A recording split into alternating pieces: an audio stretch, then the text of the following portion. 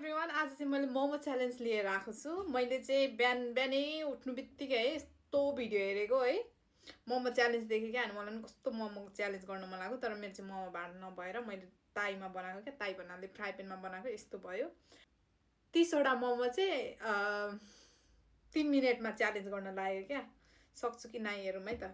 1 2 3 4 5 6 7 8 9 10 11 12 13